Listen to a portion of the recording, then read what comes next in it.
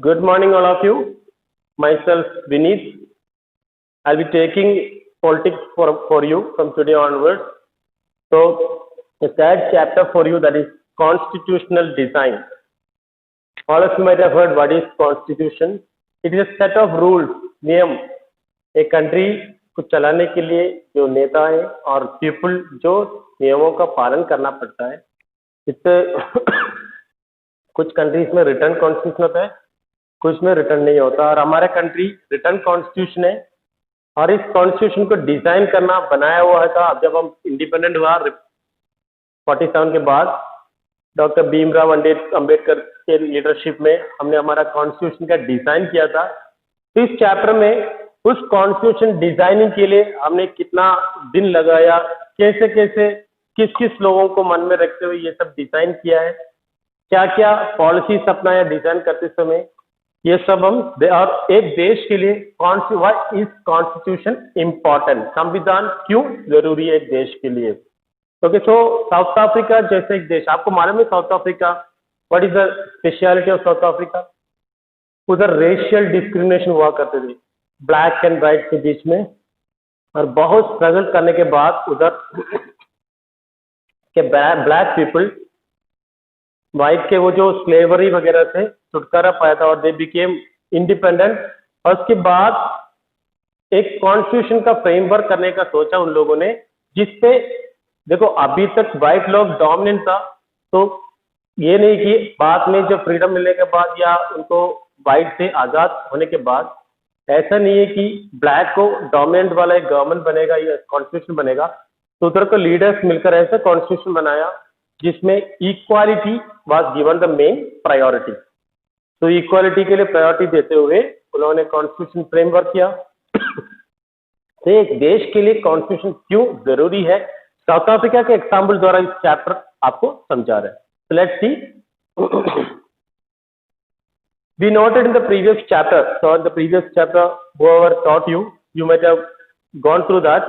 In a democracy, all of you know democracy क्या है. People द्वारा people के लिए चुना गया गवर्नमेंट को कहते हैं democracy. In a democracy where people, लोगों को बहुत ज्यादा इंपॉर्टेंस दिया जाता है. तो एक डेमोक्रेसी में the rulers are not free to do what they like. Rulers जो अपने मर्जी में है इस तरह काम नहीं कर सकते, अपने हिसाब से नया नया नियम नहीं कर सकते, वो लोग नियम नहीं बना सकते. So there are certain basic rules, कुछ बेसिक नियम है that the citizens and the government have to follow. तो एक कंट्री में सिटीजन्स और गवर्नमेंट फॉलो करने वाला सर्टेन रूल्स होते हैं, उस रूल्स को कहते हैं constitution. Okay, hope it's clear for you. So there are certain basic rules that the citizens and the government have to follow. So government, एक country में government और people follow करने वाला कुछ नियम होते हैं. All such rules together are called constitution. So in between the video, I'll be giving you some questions. You have to write the answer of these questions in your copy and submit it as a homework. Here goes the first question. Define a constitution. तो constitution के लिए बता रहे हैं कि certain basic rules that the citizen and the government have to follow is known as a constitution. Okay, all such rules together are called constitution. That is set of written rules that are accepted by all people. एक set of rules जो एक country का rulers और people accept करते हैं, इसको कहते हैं constitution. As a supreme law of the country, एक कंट्री का सुप्रीम सबसे बड़ा लॉ, The Constitution determines मतलब वो साबित करते हैं the right of citizens को राइट देते हैं, the powers of the government and how the government should function. तो एक कॉन्स्टिट्यूशन बताते हैं, they are determine करते हैं citizens का राइट क्या क्या होता है, गवर्नमेंट का पावर क्या क्या होता है, the powers of the government and how the government should function. और एक गवर्नमेंट किस तरह फंक्शन करना है. देखो कोई भी गवर्नमेंट अपने मनमर्जी से फंक्शन नहीं कर सकता, कॉन्स्टिट्यूशन को फॉलो करके ही रन कर सकते हैं. So the first paragraph is clear for you. In this chapter, we ask some basic questions about the constitutional design of a democracy. एक डेमोक्रेसी में कॉन्स्टिट्यूशन डिजाइन करते समय मतलब बनाते समय किस तरह का पॉलिसीज को फॉलो करना है, इसके बारे में इस चैप्टर में बताएगा. देखो this are all introduction, we are not in the chapter till now. And इसको एक और क्वेश्चन का आंसर देगा, why do we need a constitution. तो देश में कॉन्स्टिट्यूशन की क्या जरूरत है? How are the constitution drawn up? Constitution कैसे बनाते हैं? Who decides them? कौन बनाते हैं? And what way? क्या क्या पॉलिसी को मन में रखते हुए? ये सब क्वेश्चन का आंसर इस चैप्टर में हमें देखा जाएगा। What are the values that shape the constitution democratic state? Democratic state में क्या क्या वैल्यूज रखना पड़ेगा? कॉन्स्टिट्यूशन बनाने के लिए क्या क्या पॉलिसीज बनाना रखना पड़ेगा? और एक और मेन थिंग है, वंस ए कॉन्स्टिट्यूशन फ्रेम्ड, एक बार एक कॉन्स्टिट्यूशन एक्सेप्ट किया गया, बनाया गया, क्या उसमें चेंजेस ला सकते हैं? देखो for example you can see we are in 2020 और 1950 में बनाया गया कॉन्स्टिट्यूशन है, तो 70 ऑड ईयर्स हो गया। तो उस समय के लिए बनाया गया कॉन्स्टिट्यूशन आप ये नहीं सोच सकता कि वो चेंज नहीं कर सकते, क्योंकि उस समय बनाया गया कॉन्स्टिट्यूशन उस टाइम को सबसे सही पॉलिसीज बनाया होगा, बट इसका मतलब ये नहीं कि 70 ईयर्स बाद भी वही पॉलिसी अपनाए। तो कुछ कुछ चेंजेस हमें लाना पड़ेगा, उसको कहते हैं अमेंडमेंट। कॉन्स्टिट्यूशन में चेंजेस लाने को कहते हैं अमेंडमेंट। तो वो क्या वो कर सकते हैं? ये सब क्वेश्चन का आंसर इस चैप्टर आपको बता देगा। One recent instance, one recent example of designing constitution for a democratic state is that of South Africa. Recently framed एक constitution है South Africa का। We begin this chapter by looking at what happened there and how the South Africans went about this task of designing their constitution. तो इस chapter में south Africa के example द्वारा हम बताएगा एक कॉन्स्टिट्यूशन किस तरह बनाना चाहिए, क्या क्या पॉलिसीज अपनाना चाहिए। Then we turn to how the Indian Constitution was made. South Africa example देखने के बाद हम देखेगा कि इंडियन कॉन्स्टिट्यूशन कैसे बनाया गया था, what is fundamental foundational values था, उसका बेसिक वैल्यूज क्या क्या वैल्यूज को हमने इसमें मन में रखा है बनाते समय, and how it provides a good framework for the conduct of citizen life and that of the government. और एक कंट्री के आम जनता के लिए, आम नागरिक के लिए किस तरह एक कॉन्स्टिट्यूशन फायदा हो रहा है, और एक गवर्नमेंट के स्मूथ फंक्शनिंग के लिए, अच्छी तरह फंक्शन होने के लिए किस तरह कॉन्स्टिट्यूशन मदद करती है, सब हम इस चैप्टर में देखते हैं। ठीक है, तो starting of the chapter with the quote of Nelson Mandela. He was very much depressed because of the racial prejudice or apartheid system that was followed in South Africa. तो वो बता रहे हैं, I have fought against white domination and I fought against black domination. मैंने white domination मतलब क्या होता है, white black के ऊपर dominate हुआ करते थे, उसके against fight किया मैंने। और मैंने ये भी देखा कि black लोग white को dominate करना चाहते हैं, ये भी मैंने देखा है। I have cherished, मैंने मन में ये इच्छा रखा है, the ideal of a democratic and free society which all persons live together in harmony. मैंने इस तरह का एक आइडियल मतलब सबके लिए एक्सेप्टेबल एक सिस्टम को अपने सपनों में देखा है, अपने मन में सोच रखा है। आई हैव चेरिश मतलब liked, allowed the ideal of एक डेमोक्रेटिक मतलब लोगों को बहुत सारा इंपॉर्टेंस देने वाला फ्री सोसाइटी, जहां व्हाइट और ब्लैक इक्वल हो, in which all persons live together in harmony, सब लोग एग्रीमेंट में प्यार से रहे, and which equal opportunities, सब लोगों को इक्वल अपॉर्चुनिटी दे। ये नहीं कि अभी तक ब्लैक व्हाइट के अधीन में थे, इसका मतलब ये नहीं कि आज से व्हाइट ब्लैक के अधीन में होकर एक गवर्नमेंट फॉर्म करे। नहीं, मैं इस तरह का गवर्नमेंट का सपना नहीं देख रहा, मैं इस तरह का सपना देख रहा है गवर्नमेंट का जहां पे सबको इक्वालिटी हो, सब लोग हार्मनी में प्यार से रहे, इक्वल अपॉर्चुनिटीज मिलते हुए। इट इज एन आइडियल, वो ऐसा एक गवर्नमेंट है which I hope to live for, और ये ऐसा एक गवर्नमेंट के लिए मैं रहना चाहता है, live for and to achieve, और ऐसा गवर्नमेंट प्राप्त करने का, अचीव करने के लिए मैं, प्राप्त करने के लिए मैं कोशिश करेगा, होप करेगा। But if need to be, अगर जरूरत पड़े तो it is an ideal for which, और इस तरह का एक आइडियल रियल अच्छा एक मतलब क्या होता है, परफेक्ट गवर्नमेंट है, डेमोक्रेटिक गवर्नमेंट, जिसके लिए मैं अपना जान भी देने के लिए रेडी हूँ। For which I am prepare to die, अगर ऐसा गवर्नमेंट फॉर्म करने के लिए जहाँ पे इक्वालिटी हो, सबको अपॉर्चुनिटी मिले, ब्लैक व्हाइट का भेदभाव ना हो, सब लोग हार्मनी में रहे, प्यार से रहे, ऐसे रहे गवर्नमेंट के लिए मैं अपना जान देना पड़ा तो उसके लिए भी रेडी हूँ मैं। तो let's start. This was Nelson Mandela. ये नेल्सन मंडेला के वर्ड्स है। Of all of you might have heard, he was the first president after this भेदभाव ये सब होने के बाद, he was the first president of South Africa. Being tried for treason, treason मतलब देशद्रोही बोल के उनको जेल में डाला गया था। ट्रेसन मतलब देशद्रोही by the white south African government. ये वाइट पीपल का डोमिनेंस के अगेंस्ट फाइट किया था, इसलिए उनको देशद्रोही बोल के जेल में डाला गया था। He and 7 other leaders were sentenced to life imprisonment in 1965 for daring to oppose the apartheid regime in his country. Apartheid system मतलब ये जो भेदभाव है, व्हाइट ब्लैक का भेदभाव है, डिस्क्रिमिनेशन है, इसके अगेंस्ट फाइट करने के वजह से इनको और उनके साथ साथ उनके फ्रेंड्स को 1964 में जेल में डाला गया था। ठीक है, 7 अदर लीडर्स को।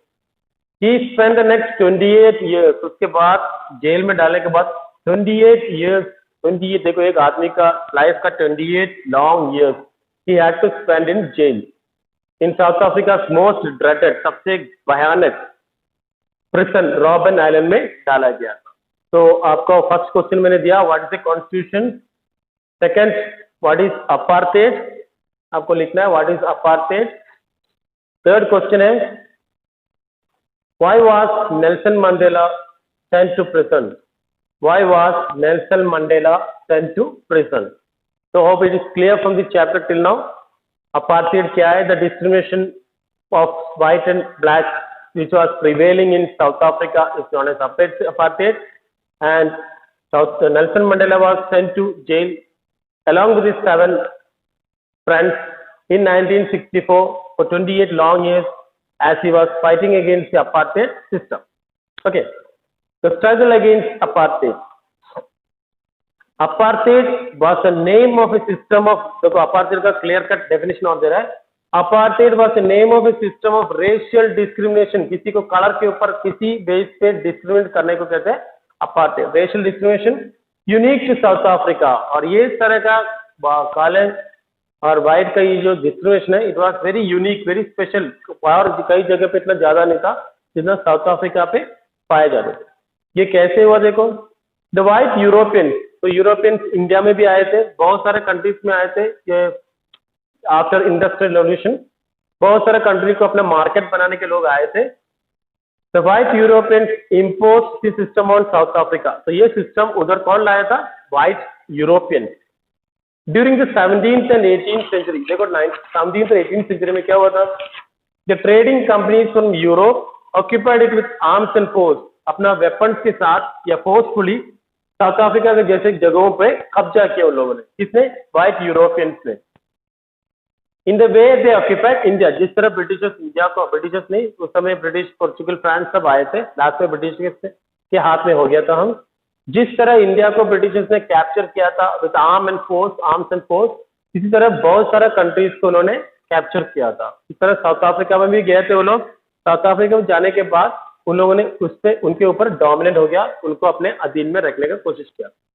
But unlike India, but India के जैसे नहीं, a large number of white had settled in south Africa, बहुत सारा व्हाइट लोग साउथ अफ्रीका में घर बनाए, सेटल किया, and became the local rulers, उधर का local rulers बन गया वो लोग। Okay, the system of apartheid divide the people and leveled them on the basis of their skin color। तो apartheid क्या क्या? apartheid, the system of apartheid divide the people को divide किया काले और सफेद में, and labeled them on the basis of their color, और color के ऊपर उनको white लोग हो तो बहुत सारा freedom, black को हो तो बहुत सारा freedoms को रोका गया था, restrict किया गया था। तो इस तरह का सिस्टम हुआ करते थे साउथ अफ्रीका में long back.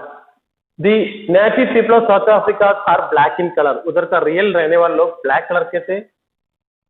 They made up about 3/4 of the population, तो पॉपुलेशन का 75% लोग भी ब्लैक नीग्रोस बोलते हैं उनको, ब्लैक पीपल थे ओरिजिनल रहने वाला, एंड वर कॉल्ड ब्लैक, और उनको ब्लैक बोला करते थे European. Beside these two group there were people of mixed races who were called colored and people who migrated from India, और कुछ लोग थे जो मिक्सड था, मतलब ना काले थे ना गोरे नहीं था, बीच का था मतलब कलर में, और उनको कलर्ड बोलते थे। एंड कुछ लोग इंडिया से माइग्रेट किया हुआ लोग भी थे उधर। ठीक है, ब्लैक रहते थे, कुछ मिक्सड जिनको कलर्ड बोलते थे, और कुछ लोग इंडिया से माइग्रेट किया हुआ लोग भी थे उधर।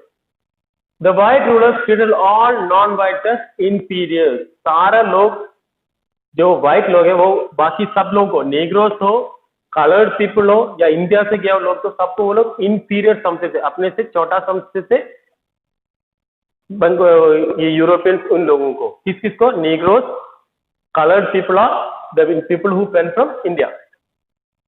तो non white did not have voting right, और उधर ओनली व्हाइट पीपल को वोट करने का हक भी हुआ करते थे, ठीक है।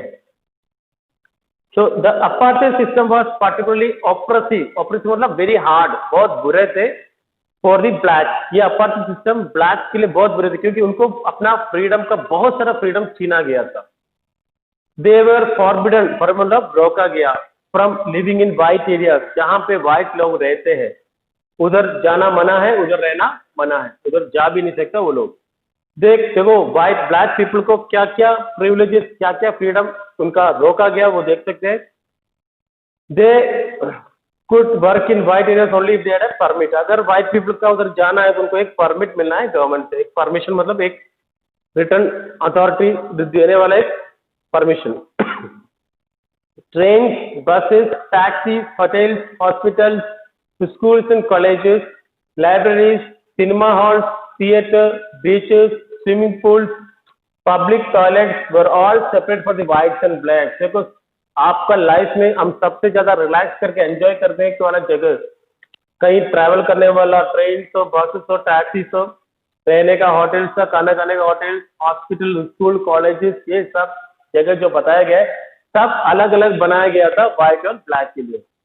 दिस वॉज कॉल्ड सेग्रीगेशन, और इस सेपरेशन को कहते हैं सेग्रीगेशन। सेपरेट चीज से व्हाइट के लिए और सेपरेट चीज से ये हॉस्पिटल, होटल, कॉलेजेस, इस सिस्टम को कहते हैं सेग्रीगेशन। इस पॉलिसी को जो दोनों को अलग अलग किया है। तो you have to write next question is what is segregation. So even the sorry, black could not even visit the churches where the whites worship। even भगवान प्रार्थना करने के लिए ये क्रिश्चियंस जहाँ जाते हैं चर्चेस में, जहाँ व्हाइट लोग जाते हैं उधर ब्लैक को जाना बिल्कुल मना था। Black could not form association और protest against the terrible treatment, और किसी तरह का यूनियन बनाना, मिलजुल कर इसके अगेंस्ट काम करना, या इस खतरनाक, इस डरावनी, इस गंदा चीज के अगेंस्ट कुछ बोलना, प्रोटेस्ट करने के लिए इन लोगों को फ्रीडम नहीं था। So that's the end of today's class. We'll continue with the class in the next period. So the main thing is that इस चैप्टर का आपको जो जो इम्पोर्टेंट चीज लग रहा है इसको अपने कॉपी में उतारना, along with the questions I gave, and I need the answers for these questions as a homework and send to me the same day itself, yeah, and then before 1 p.m. the next day. Okay, and if you have any doubt regarding the chapter, any line or anything you didn't understand, you are very free to ask either in the group or to me personally. You are very welcome. आपको किसी तरह का भी doubt, चाहे वो छोटा सा doubt हो, बड़ा सा डाउट हो, everything will be cleared completely. So feel free to contact me. Okay, thank you. Have a nice day.